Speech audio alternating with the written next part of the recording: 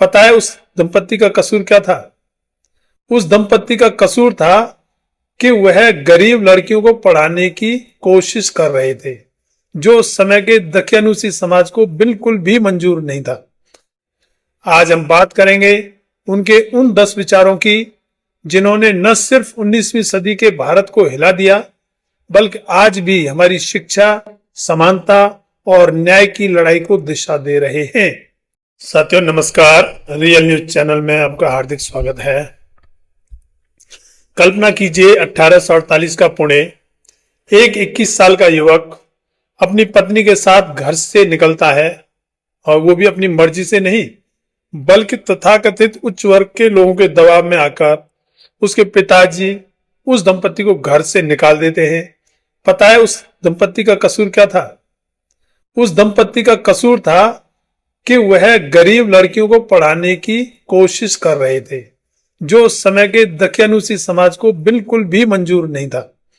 अपने घर से निकाले जाने के बाद अपने बचपन के दोस्त के साथ मिलकर लड़कियों को पढ़ाने के लिए वो स्कूल खोलते हैं, मगर इतने पर भी जब उनकी पत्नी उस स्कूल में पढ़ाने जाती हैं, तो फिर वही तथाकथित स्वयंभू उच्च वर्णीय लोग उनको रास्ते में पत्थर फेंकते हैं, गोबर फेंकते हैं, कीचड़ फेंकते हैं, गालियां देते हैं। लेकिन वह युवक और उसकी पत्नी रुकते नहीं। वे भारत का पहला लड़कियों का स्कूल खोलते भी हैं और लड़कियों को पढ़ाते भी हैं, और उसके बाद में और भी कई सारे स्कूल बच्चों को पढ़ाने के लिए वो खोलते हैं। वह युवक था महात्मा ज्योतिबा फूले, और उनकी पत्नी भारत की पहली महिला शिक्षिका सावित्रीबाई फूले।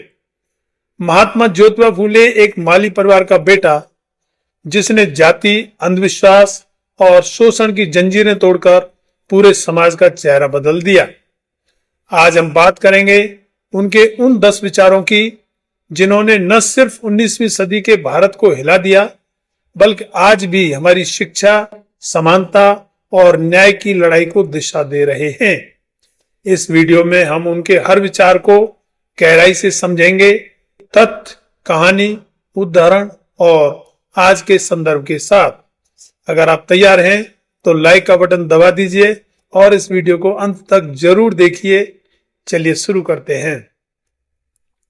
विचार नंबर 1, शिक्षा पुरुष और महिला की प्राथमिक आवश्यकता है। बिना शिक्षा के बुद्धि खो जाती है, नैतिकता खो जाती है, विकास खो जाता है और मनुष्य बर्बाद हो जाते हैं। और शिक्षा की कमी से ही हम शूद्र दलित बर्बाद हो रहे हैं। दोस्तों, फूले जी का सबसे पहला और सबसे क्रांतिकारी विचार था, शिक्षा हर व्यक्ति का जन्मसिद्ध अधिकार है। 1848 में उन्होंने सावित्रीबाई जी और अपने दोस्त उस्मान शेख और उनकी बहन फातिमा शेख के साथ मिलकर भारत का पहला लड़कियों का स्कूल खोला। उस समय लड़कियों को पढ़ाना पाप माना जाता था। ब्राह्मण पंडित कहते थे कि स्त्रियों को शिक्षा देने से कुल नष्ट हो जाएगा, धर्म भ्रष्ट हो जाएगा। लेकिन फूले जी ने कहा, अगर एक पुरुष को पढ़ाओगे तो एक व्यक्ति शिक्षित होता है, लेकिन अगर एक स्त्री को पढ़ाओगे तो पूरा परिवार शिक्षित होता है। उन्होंने शूद्र और अछूत बच्चों के लिए भी स्कूल खोले। 1852 तक उनके 3 स्कूलों में 273 लड़कियां पढ़ रही थीं। 1882 में हंटर कमीशन के सामने उन्होंने कहा कि प्राथमिक शिक्षा गांव में अनिवार्य होनी चाहिए और निचली जातियों को उच्च शिक्षा के लिए विशेष सहायता दी जानी चाहिए। प्रभाव, आज हमारा RTE यानी राइट टू एजुकेशन एक्ट 2009 और लड़कियों की शिक्षा दर में बढ़ोतरी, यह सब फूले जी के इसी विचार का फल है। बिना शिक्षा के स्वाभिमान नहीं आता, यही उनका पहला विचार था, जिसने समाज को बदल कर रख दिया। विचार नंबर 2, जाति व्यवस्था ब्राह्मणों की साजिश है। यह गुलामी का सबसे बड़ा रूप है। फूले जी ने 1873 में अपनी किताब गुलामगिरी में लिखा और उसे अमेरिका के गुलामी विरोधी आंदोलन को समर्पित किया। उन्होंने उस किताब यानी कि गुलामगिरी में लिखा कि जिस तरह अमेरिका में काले गुलाम थे, उसी तरह भारत में शूद्र और अछूत ब्राह्मणों के गुलाम हैं। उन्होंने आर्य आक्रमण सिद्धांत को उलट दिया और कहा महाबली राजा का शासन था, फिर आर्य आए और वर्ण व्यवस्था यहाँ पर थोप दी। प्रभाव। इस विचार ने दलित बहुजन आंदोलन की नींव रखी। बाबा साहेब डॉक्टर अंबेडकर ने फूले जी को अपना गुरु माना। आज जाति आधारित आरक्षण और सामाजिक न्याय की लड़ाई इसी विचार से शुरू हुई। विचार नंबर 3, स्त्री और पुरुष जन्म से स्वतंत्र होते हैं, दोनों को समान अधिकार मिलने चाहिए। फूले जी ने कहा, मनु ने स्त्रियों को दासी बनाया, लेकिन हम इस व्यवस्था को तोड़ेंगे। उन्होंने विधवा पुनर्विवाह का समर्थन किया। 1863 में विधवा गर्भवती महिलाओं के लिए उन्होंने आश्रम खोला ताकि कन्या भ्रूण हत्या रोकी जा सके। सावित्रीबाई जी को शिक्षिका बनाया और खुद उनके साथ सड़क पर गोबर कीचड़ गालियां सहते रहे। प्रभाव। आज महिला सशक्तिकरण, बेटी बचाओ बेटी पढ़ाओ और समान अधिकार आदि, यह सब फूले जी का ही विचार का विस्तार है। विचार नंबर 4, ब्राह्मणवाद का ज्ञान और शक्ति पर एकाधिकार है, इसको तोड़ना जरूरी है। फूले जी ने अपनी किताब ब्राह्मणांचे कसब और गुलामगिरी में लिखा कि ब्राह्मण शास्त्रों के जरिए ज्ञान को अपने पास रखकर बाकी समाज को अंधेरे में रखते हैं। उन्होंने तृतीय रत्न यानी कि तीसरा नेत्र की बात की और उन्होंने बताया कि ज्ञान ही एकमात्र हथियार है, ज्ञान ही वो तीसरा नेत्र है जिससे कि ब्राह्मणवाद को तोड़ा जा सकता है। प्रभाव। इसने गैर ब्राह्मण आंदोलन को जन्म दिया। आज भी हम जातिगत एकाधिकार के खिलाफ लड़ रहे हैं। विचार नंबर 5, शूद्राति शूद्रों को एकजुट करो, किसान मजदूर मुस्लिम दलित सभी एक हैं।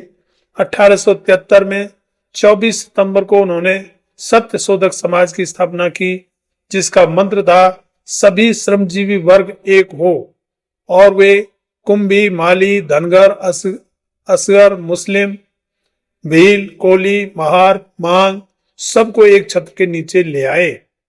प्रभाव। यह भारत का पहला ऐसा संगठन बना जो जाति और धर्म से ऊपर उठकर वर्ग संघर्ष की बात करता था। आज का बहुजन समाज का आंदोलन इसी विचार का विस्तार है। विचार नंबर 6, किसान देश की रीढ़ हैं, लेकिन वह सबसे ज्यादा शोषित हैं। 1883 में उन्होंने श्वेत कन्याचा आसूड नाम की किताब लिखी। उसमें उन्होंने लिखा कि साहूकार, ब्राह्मण अधिकारी और अंग्रेज सरकार तीनों मिलकर किसानों मजदूरों को लूटते हैं। उन्होंने कर व्यवस्था, सूदखोरी और भूमि शोषण की आलोचना की। प्रभाव। आज के किसान आंदोलन और स्वामीनाथन आयोग की सिफारिशें इसी विचार से प्रेरित हैं। विचार नंबर 7, अंधविश्वास, मूर्ति पूजा और ज्योतिष को त्यागो, तर्क और विज्ञान अपनाओ। सत्य शोधक समाज के नियमों में उन्होंने लिखा कि ज्योतिष, कुंडली और अंधविश्वास से दूर रहना चाहिए और उन्होंने सरल विवाह, कम खर्च वाले संस्कार और एक ईश्वर में विश्वास की बात की। प्रभाव। यह रेशनलिज्म की नींव थी। आज भी हम फेक न्यूज और अंधविश्वास के खिलाफ लड़ाई लड़ रहे हैं। विचार नंबर 8, सत्य की खोज करो, गुरु और ग्रंथों को अंधेरे में मत मानो। सत्य शोधक समाज का पूरा नाम ही सत्य की खोज था। उन्होंने सत्य को खुद ढूंढो, ब्राह्मण पंडितों से मत पूछो, ब्राह्मण तो आपको अपने मतलब की बात बताएगा, आपको आपके मतलब की बात वह क्यों बताएगा। प्रभाव।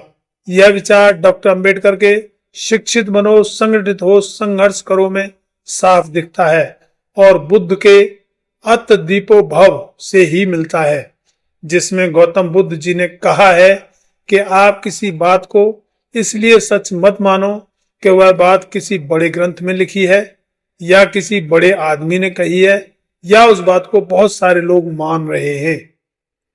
विचार नंबर 9, सार्वजनिक सत्य धर्म, एक ईश्वर, समानता, कोई भेदभाव नहीं।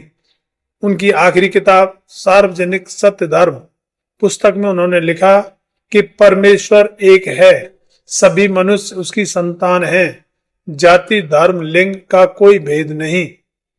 प्रभाव, यह सेकुलरिज्म और यूनिवर्सल ह्यूमनिज्म की नींव थी और आपसी भाईचारा बढ़ाने पर जोर देता है और अपने देश के लिए यह सबसे अच्छा है।